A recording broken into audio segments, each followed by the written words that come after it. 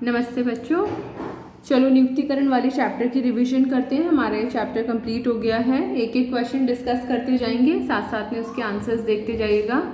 Question number 1 है, भर्ती के बाह्य स्रोत की विधि पहचानिए। हमने भर्ती के अलग अलग स्रोतों के बारे में पढ़ा था। बाह्य स्रोत थे, 10 नाम थे, तो उनमें से आपको पहचानना है कि उन 10 में से ये कौन सी विधि है जिसका यहाँ पे वर्णन किया गया है। सबसे पहला एग्जाम्पल देखते हैं।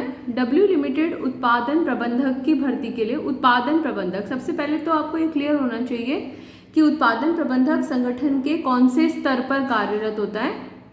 उसकी भर्ती के लिए naukri.com वेबसाइट का उपयोग करते हैं। naukri.com वेबसाइट भर्ती का बाह्य स्रोत, जहाँ पर अलग अलग वेबसाइट्स का इस्तेमाल किया जाता है। क्या नाम होता है, नाम लिखिएगा इसका। नंबर 2, सभी कर्मचारियों को उत्पादन प्रबंधक की नियुक्ति के लिए अपने दोस्तों या रिश्तेदारों की सिफारिश करने के लिए कहा गया है कि अगर आपका कोई दोस्त है, अगर आपका कोई रिश्तेदार है जो यहाँ पर नौकरी कर सकता है तो उसे लेकर आएँ। तो ये क्या कहलाता है, भर्ती का कौन सा बाह्य स्रोत है, उसका मेन नाम आपको बताना है। ओके, जल्दी से नाम ढूंढ कर लिख लीजिए। थर्ड पॉइंट, कंपनी ने निर्णय लिया है कि वह आईआईटी कैंपस में जाकर छात्रों में से नियुक्ति करेगी, स्टूडेंट्स में से सेलेक्ट करेगी कैंपस में ही जाकर। तो इसको क्या नाम दिया जाता है। ये तीनों के अलग अलग नाम लिखकर आगे बढ़ेंगे। आगे डिस्कस करते हैं। हमने पढ़ा था भर्ती के 2 स्रोत होते हैं, आंतरिक स्रोत और बाह्य स्रोत। जब संगठन के अंदर से भर्ती करते हैं तो आंतरिक, और बाहर से भर्ती करते हैं तो बाह्य। अब आपको बताना है यहाँ पर कि यहाँ पर आंतरिक स्रोत का इस्तेमाल होना चाहिए या बाह्य स्रोत का इस्तेमाल होना चाहिए। अगर विस्तृत विकल्प चाहिए तो भर्ती का कौन सा स्रोत होना चाहिए, आंतरिक या बाह्य। आंतरिक या बाह्य करके आपको एग्जाम्पल देना है। क्वेश्चन नंबर 5, भर्ती का कौन सा स्रोत वर्तमान कर्मचारियों में असंतोष फैलाता है। कौन से स्रोत के कारण वर्तमान कर्मचारियों में असंतोष होता है, वो नहीं चाहते कि इस वाले स्रोत का इस्तेमाल हो, आंतरिक या बाह्य। नेक्स्ट क्वेश्चन, कौन सा विकल्प नई प्रतिभाओं को अवसर नहीं देता है। नई प्रतिभाओं को अवसर नहीं देता है, कौन से विकल्प में, आंतरिक स्रोत में नई प्रतिभाओं को अवसर नहीं मिलता है या बाह्य स्रोत में नई प्रतिभाओं को अवसर नहीं मिलता है। क्वेश्चन नंबर 7, आंतरिक स्रोत या बाह्य स्रोत में से कौन सी विधि सस्ती पड़ती है। आंतरिक स्रोत सस्ता पड़ता है या बाह्य स्रोत सस्ता पड़ता है। क्वेश्चन नंबर 8, कौन सी विधि कभी भी नए संगठन के लिए प्रयोग की ही नहीं जा सकती। हम आंतरिक स्रोत को कभी भी नए संगठन के लिए प्रयोग नहीं कर सकते या बाह्य स्रोत को नए संगठन के लिए प्रयोग नहीं कर सकते हैं। इसका राइट आंसर लिखिए। सही होगा तो फिर 1 मार्क, गलत होगा तो 0। आगे चलते हैं, शॉर्ट करके लिखते जाइएगा ताकि बाद में जब हम आंसर्स डिस्कस करें तो आप मैच कर सकें।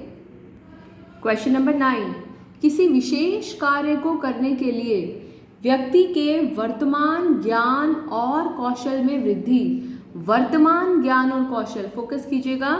वर्तमान ज्ञान और कौशल में वृद्धि क्या कहलाता है, क्या कहा जाता है इसको, उसका नाम लिखना है यहाँ पर।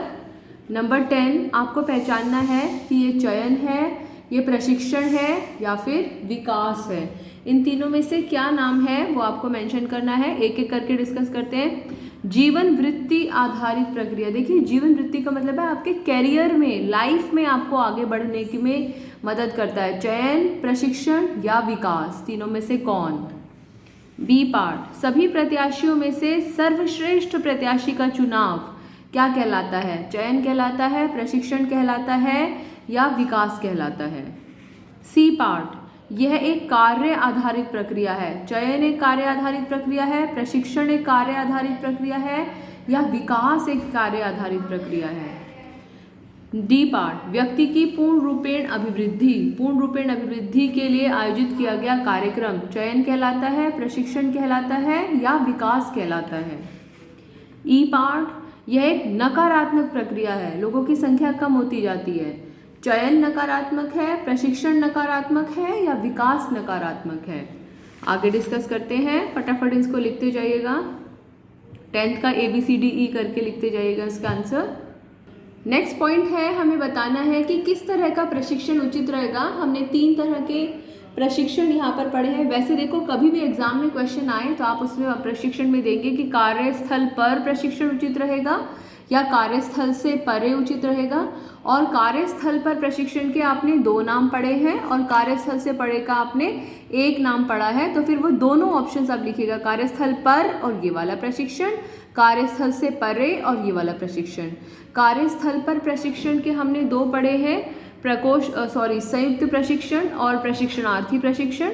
और कार्यस्थल से परे में हमने क्या बोलते हैं उसको, प्रकोष्ठ प्रशिक्षण पढ़ा है। तो इस तरीके से आप आंसर देंगे।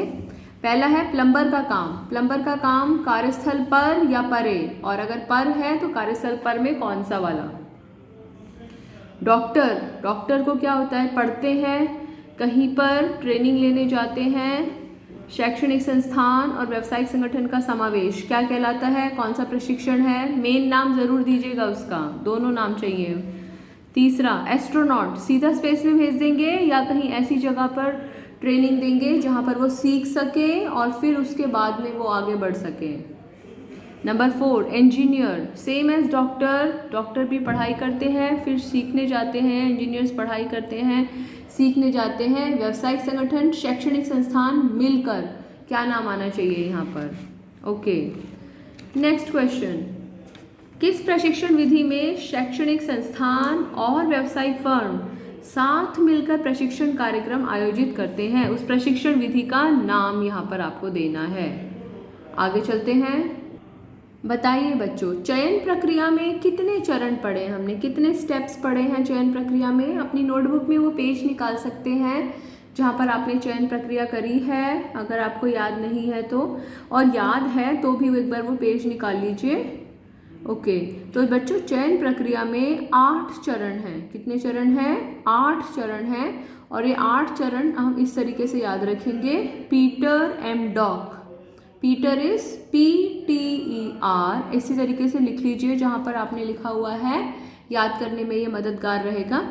Peter M doc. अब एक एक को देखते जाते हैं, जो आपने कॉपी में जहाँ लिखा हुआ है वहाँ पर इसको साथ साथ लिखते जाइएगा। P से सबसे पहला स्टेप प्रारंभिक जांच, P से क्या है, प्रारंभिक जांच। T से टेस्ट, टेस्ट का मतलब चयन परीक्षाएं, क्या है T से टेस्ट, टेस्ट का मतलब चयन परीक्षाएं। E से होता है एम्प्लॉयमेंट, एम्प्लॉयमेंट इंटरव्यू, रोजगार साक्षात्कार, इस तरीके से याद रखना है। अगर वैसे याद रखना चाहे तो E से इंटरव्यू करके भी याद रख सकते हैं, वैसे इंटरव्यू I से होता है पर अपनी समझने के लिए। R से होता है रेफरेंस, रेफरेंस का मतलब संदर्भों की जांच, पीटर हो गया। अब M से होता है मेडिकल, मेडिकल परीक्षण। ओके, फिर D से मतलब होता है डिसीजन लेना, निर्णय लेना, तो D से हुआ डिसीजन, चयन, निर्णय। फिर O से होता है ऑफर, ऑफर का मतलब होता है प्रस्ताव। अगर हम किसी के सामने प्रस्ताव रखते हैं तो प्रस्ताव, वो था ना उसमें रोजगार का प्रस्ताव रखा जाता है उसके सामने। और लास्ट में C होता है कॉन्ट्रैक्ट, इसको बोलते हैं रोजगार समझौता। तो ये 8 पॉइंट्स हैं, इसकी मदद से हम उसको अच्छे से याद कर सकते हैं। एक वीडियो देख रही थी मैं, तो उसमें ये मुझे निमोनिक, इसको निमोनिक बोला जाता है शॉर्टकट, तो ये मुझे मिला तो मुझे लगा कि आपके साथ शेयर करना चाहिए, तो इसको नोट कर लीजिएगा। इसके कोई मार्क्स नहीं हैं, कितने चरण अगर आप बता पाए हैं तो आप उसके 1 नंबर अपने आप को दे सकते हैं। अगली वीडियो में इनके आंसर्स डिस्कस करते हैं।